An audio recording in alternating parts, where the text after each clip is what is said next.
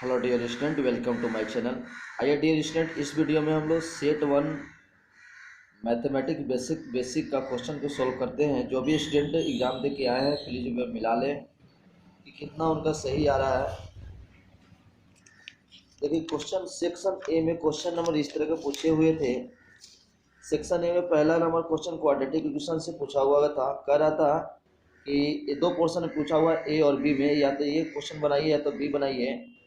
कह रहा है कि for what value of P does the quadratic equation इतना have real and equal roots. बहुत ही नॉर्मल क्वेश्चन पूछा हुआ था।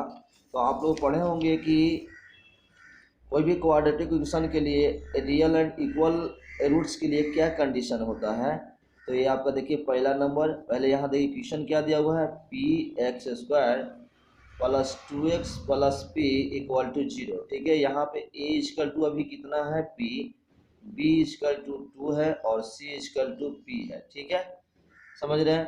तो कह रहा है कि कंडीशन दिया हुआ रियल एंड इक्वल रूट्स, तो यहाँ लिख सकते हैं for real and equal roots.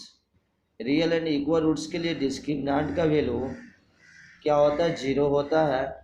जैसे डी इजकल टू 0, तो डी इजकल टू क्या बताएंगे, B square minus 4ac is equal to 0। ठीक है, अब यहाँ पे वैल्यू पुट कर देना है। बी की जगह पर रखना है 2, तो 2 का स्क्वायर माइनस 4 इंटू ए की जगह पर पी रखना है और सी की जगह भी पी रखना है इजकल टू 0। ठीक है, सोल्व कीजिए। 2 का स्क्वायर कितना होता है, 4 minus 4p square equal to 0। ठीक है, यहाँ से 4 कॉमन कर लीजिए तो कितना हो जाएगा, 1 minus P square is equal to 0। ठीक है, 4 को इधर लेके जाइएगा तो क्या ये टर्म पूरा 0/4 होगा, डेट इज 0 हो जाएगा। तो 1 minus P square is equal to 0, इसको a प्लस बी और a माइनस बी के रूप में तोड़िएगा तो होगा एक a 1 प्लस p और एक 1 minus P equal to 0। That यहाँ से दो वैल्यू मिला, एक 1 plus P equal to 0, that is p का वैल्यू -1। ठीक है, और यहाँ से 1 माइनस पी इक्वल टू 0, तो p का वैल्यू कितना आ जाएगा, +1। तो यही p का वैल्यू हुआ। Hence value of p are क्या, दो पॉसिबल वैल्यू हो गए, -1 एंड 1। इस वैल्यू पे यह equation real and equal roots देगा। चलिए सेकेंड नंबर इसी में और करके बना सकते हैं। और क्वेश्चन में क्या दिया हुआ था, solve the quadratic equation, normal question दिया हुआ था बी नंबर में। 6 minus X square equal to 0। इसको आप अरेंज कर भी सकते थे, चाहे ऐसे भी रख सकते थे। देखिए आपको इसमें क्या ना, कौन कौन नंबर लेना है, दो ऐसे नंबर लेना है जिसको जोड़ने पे -1 होना चाहिए, गुना करने पे -6 होना चाहिए। तो सीधे 3x ले लेंगे, प्लस में 2x लेंगे, minus X square equal to 0। इस तरह के बनाना था आपको। और यहाँ से 3 कॉमन के लिए तो 2 माइनस एक्स बचा, और यहाँ से आप x कॉमन किए तो 2 minus X equal to 0। That is यहाँ से 2 माइनस एक्स हो गया एक फैक्टर, और एक हो गया 3 प्लस एक्स इक्वल टू 0। चलिए तो यहाँ से 2x माइनस एक्स बराबर 0, या क्या लिख सकते हैं, 3 प्लस एक्स बराबर 0। तो यहाँ से x का वैल्यू क्या हो गया, यहाँ से x का वैल्यू 2 हो गया, और यहाँ से x का वैल्यू -3 हो गया। तो यही आपका इसका क्या निकालना था, सॉल्यूशन निकल गया। हेंस लिख सकते हैं, हेंस रूट्स क्या हो गया, रूट्स आर 2 एंड -3। ये आपका हो गया, या तो सॉल्यूशन खाली लिख सकते थे। चलिए ये सोल्व हो गया। सेकेंड नंबर क्वेश्चन आपका एपी से दिया हुआ था, 4 an AP with common difference 6। देखिए कॉमन डिफरेंस 6 दिया हुआ था, 2 नंबर का कॉमन डिफरेंस कितना है, 6 दिया हुआ था। कॉमन डिफरेंस डेट इज आपका, देखिए कॉमन डिफरेंस मतलब डी हमने 6 ले लिया। ठीक है, और क्या दिया हुआ था, the sum of first 10 terms is the same as 4 times the sum of first 5 terms. देखिए लिखा हुआ the sum of first 10 term is same as 4 times the sum of first 5 term. तो कह रहा है कि S10 is equal to sum of first 10 term is कितना है, यहाँ से बोल सकते हैं सेम एज द 4 टाइम्स, तो 4 times sum of 5। Sum of क्या है, देखिए सम ऑफ फर्स्ट 5 टर्म्स। ठीक है, determine the first term of A B, ये निकालना है आपको। देखिए यहाँ से फॉर्मूला S10 का फॉर्मूला क्या होता है, तो 10/2 ब्रैकेट में 2a, मान लो फर्स्ट टर्म ए है 2a प्लस, देखो 10 में से घटाएंगे 1 तो 9, यहाँ पे डी का वैल्यू 6 हो गया, ऐसे लिख देना, इक्वल टू 4 × 5/2 ब्रैकेट में 2a सेम AP है प्लस यहाँ हो जाएगा 4 गुने डी का वैल्यू 6 हो जाएगा। तो इस तरह के बना लेंगे हम लोग, इससे से 5 कट गया और 5 से 5 यहाँ भी कट गया, यहाँ से 2 कट गया, तो फाइनली यहाँ इधर क्या बचा, इधर वाला 2a प्लस 9 × 54 इक्वल टू यहाँ से 4a प्लस, देखिए यहाँ पे जो 24 दूनी 48 48 हो गया। अब आपको क्या करना है, ए को इधर लेना है, इसको लेके आना, तब 54 - 48 इक्वल टू 4a - 2a, समझ रहे हैं। तो यहाँ से घटेगा तो कितना हो गया, 6 हो गया, और इधर से 2a, दैट इज ए का वैल्यू 3 आ गया। तो यही आपका आंसर हो गया, फर्स्ट टर्म आपको निकल गया, समझ रहे हैं। चलिए 2 नंबर भी क्वेश्चन का भी, 3 नंबर क्वेश्चन क्या पूछा हुआ था, 3 नंबर क्वेश्चन स्टैटिक्स क्वेश्चन पूछे हुए थे। कह रहा है कि मोड निकालना है, ठीक है। तो मोड निकालने में आपको पता होना चाहिए कि कोई भी हमको ब्लॉक बनाने की जरूरत नहीं है, जो दिया हुआ है उसी से हमको निकल जाएगा। तो देखिए यहाँ से सबसे ज़्यादा मैक्सिमम फ्रीक्वेंसी किस क्लास का है, तो ये क्लास का है, ठीक है। तो ये 1 से 130 से 140 है, सबसे 5, 9, 8, 11 इसका फ्रीक्वेंसी ज़्यादा है। तो यहाँ पर मॉडल क्लास कौन हो गया, मॉडल क्लास हो गया 130 से 140, मॉडल क्लास हो गया आपका 130 से 140 हो गया मॉडल क्लास। चलिए तो यहाँ पे एल बताइए, एल कितना हो गया 130, लोअर लिमिट हो गया, ठीक है। और क्या हो गया आपका, यहाँ से आपका एच क्लास का साइज देख दीजिए, एक कितना है 10 का क्लास साइज चल रहा है, सब में 100 से 110 10 का गैप है, एच हो गया। अब देखिए इसके जो मॉडल क्लास आता है उसका फ्रीक्वेंसी को हम लोग क्या मानते हैं, F1। तो F1 हो गया 11, और उसके पहले वाला F0 हो गया 8, और उसके बाद वाला क्या गया F2 = 7। ये सभी हमने लिख लिया, ठीक है। चलिए अब फार्मूला लिख लीजिए मोड का, मोड फार्मूला का था L plus F1 - F0/2 F1 - F0 - F2 into H, ये फार्मूला का यूज करना है। L का वैल्यू आपके पास कितना है, L का value 130 plus F1 - F0, F1 11 है और F0 8 है, ठीक है। तो 8 में से 11 को तो 3 लिख दिया हमने। 2F1 करेंगे तो क्या देखा 22 हो गया, माइनस F0 का वैल्यू 8 - 7 हो जाएगा, इंटू H का वैल्यू 10, ऐसे लिख लिया हमने। तो 130 प्लस ऊपर में 30 हो गया, नीचे में देखिए 8 7 15, तो 22 में से 15 गया तो कितना हो जाएगा, 22 में से 15 जाएगा तो 7 हो जाएगा, ठीक है। चलिए अब इसको अप्रॉक्स करके डेसिमल में डिवाइड यहाँ पर ला सकते हैं। तो इसको जब 7 से 130 में डिवाइड कीजिएगा तो सोचो कि 28 हो गया पॉइंट, है ना, और 2 कट गया 0 27 करीब करीब आपको 130 प्लस 4.3 इसको लिख सकते हैं। तो आंसर कितना हो गया 134.3, यही आपका मॉडल क्लास हो गया, ठीक है। यही आपका मॉडल क्लास 134.3 आंसर आ गया, ठीक है। चलिए तो ये हो गया 3 नंबर क्वेश्चन। 4 नंबर क्वेश्चन में देखिए क्या दिया हुआ था। 4 नंबर क्वेश्चन आपको दिया हुआ है, इसमें भी 2 ऑप्शन दिया हुआ है। A cubical block of side, एक क्यूबिकल ब्लॉक है जिसका side 7 centimetre surmounted by hemisphere of largest possible diameter, सबसे लार्जेस्ट पॉसिबल डायमीटर से एक हेमीस्फीयर क्या है सरमाउंटेड है, ठीक है। Find the total surface area of solid, ये total surface area of solid का निकालना है, ठीक है। तो देखिए क्वेश्चन अच्छा दिया हुआ है 4th का 1st नंबर, ठीक है। देखिए ये आपका क्यूबाइड का क्यूबिकल ब्लॉक ऑफ साइड दिया हुआ है, ठीक है, side of cubical block, cubical block का साइड है 7 सेंटीमीटर, दैट मीन्स सारे इसके साइड क्या हो जाएंगे 7 सेंटीमीटर हो जाएंगे। अब कह रहा है कि लार्जेस्ट पॉसिबल डायमीटर क्या हो सकता है इस हेमिस्फीयर का। तो देखिए यहाँ से ज्वाइन करिएगा तो इसके क्या है, इसके साइड के बराबर ही लार्जेस्ट पॉसिबल डायमीटर हो जाएगा। तो लिखते हैं, लिखेंगे लार्जेस्ट पॉसिबल डायमीटर ऑफ क्या है, हेमिस्फीयर। हेमिस्फीयर इक्वल टू किसके बराबर होगा, 7 सेंटीमीटर के बराबर हो जाएगा। ठीक है, तो लार्जेस्ट पॉसिबल हो गया। तो लार्जेस्ट पॉसिबल रेडियस क्या हो जाएगा, रेडियस ऑफ हेमिस्फीयर हो जाएगा 7/2 सेंटीमीटर। ठीक है, चलिए अब सब डायमेंशन दिया हुआ है, आपको निकालना है find the total surface area solid.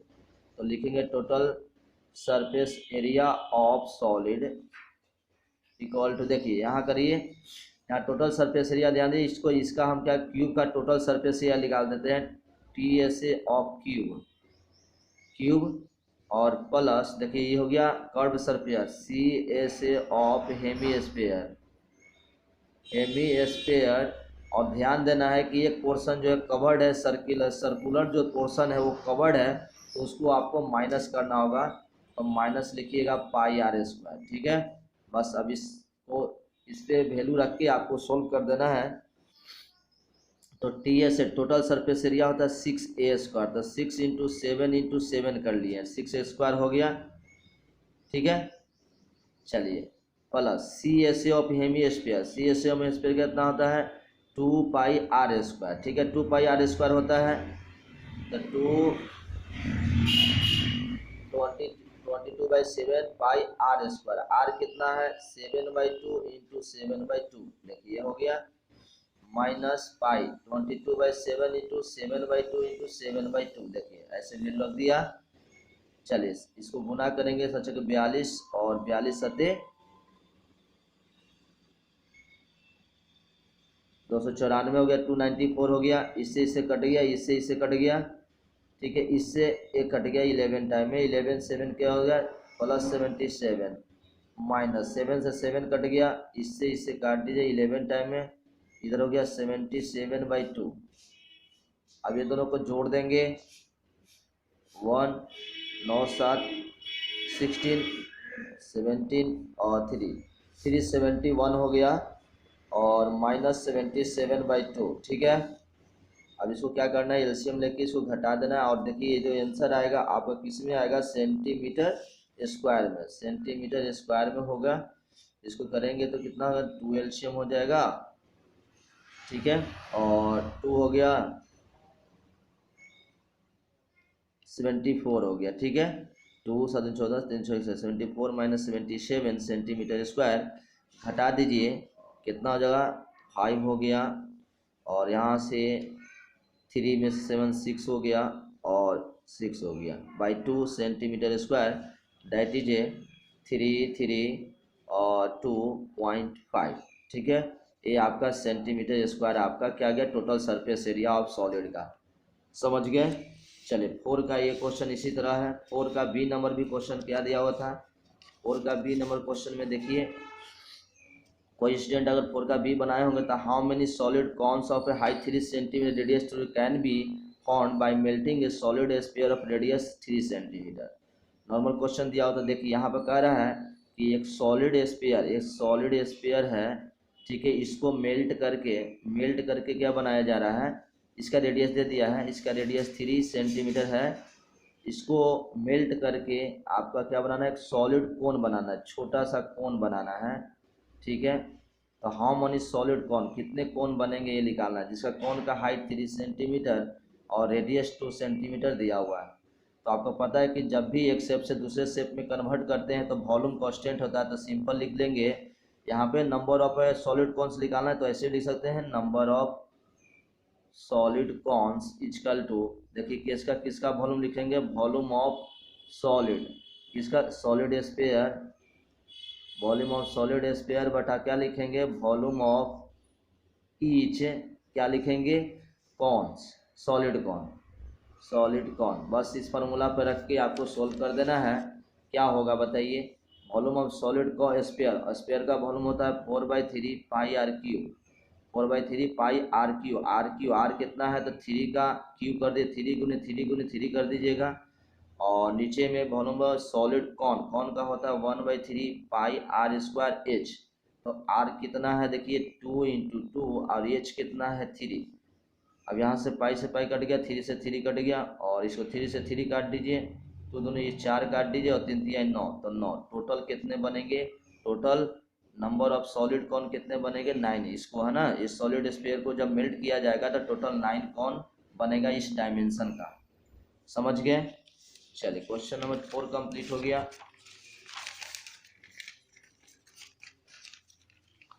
Question number 5 क्या है देखिए, एपी से क्वेश्चन पूछा हुआ है।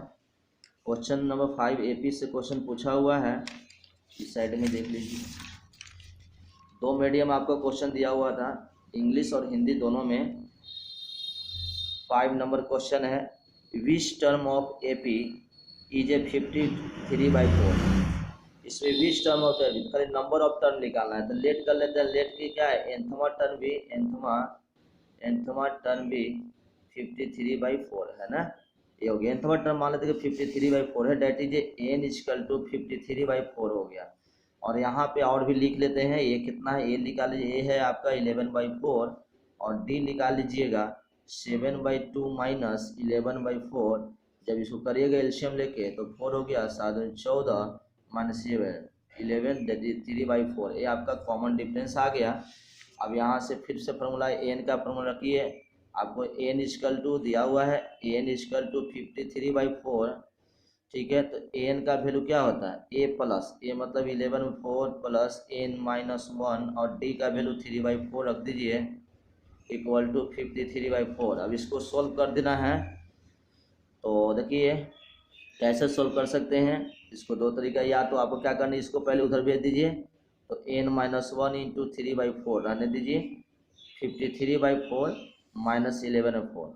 चलो क्या होगा, 4 4 तो सिंपल है ही, ऊपर घटाओगे तो 2 हो जाएगा, और क्या होगा 4 हो जाएगा, 42 हो गया।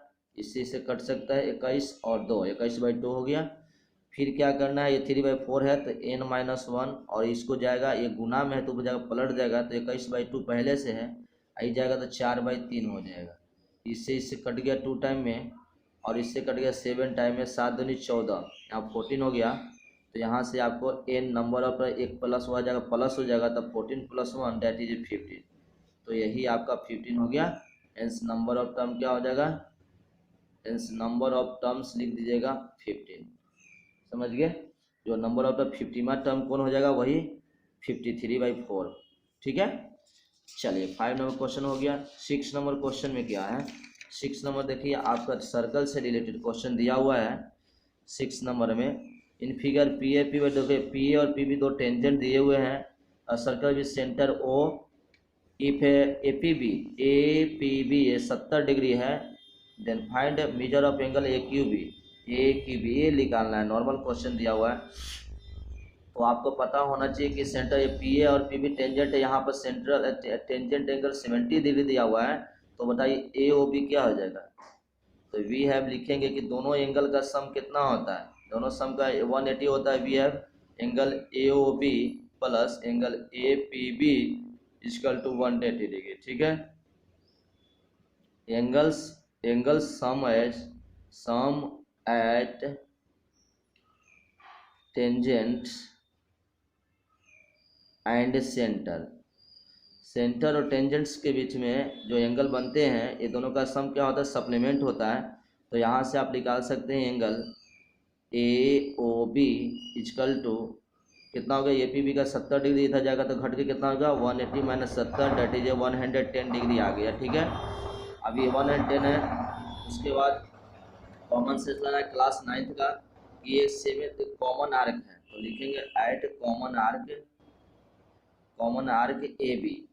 ये ए बी कॉमन आर्क पे सेंटर पे बनना है 110 डिग्री, तो इसी के द्वारा आर्क पे कितना एंगल बनेगा, इसका हाफ बनेगा, डेट इज लिखेंगे एंगल ए क्यू बी, ठीक है, = क्या लिखेंगे, angle A O B by 2, ठीक है। तो यहाँ से 110 डिग्री बाई 2 कट के कर देगा 55 डिग्री, ये आपका आंसर हो गया, ठीक है। तो ये measure of angle A Q B आपका कितना हो गया 55 डिग्री आपका आंसर हो गया। ठीक है, तो इस तरह हमने सेक्शन एक पूरी तरह से कम्प्लीटली कर लिया और इस वीडियो में section A he, next video में हम लोग सेक्शन बी को सोल्व करेंगे। आई होप आपका पेपर अच्छा गया होगा और प्लीज़ हमारे चैनल पे नया है तो हमारे चैनल को लाइक और सब्सक्राइब कर दीजिएगा।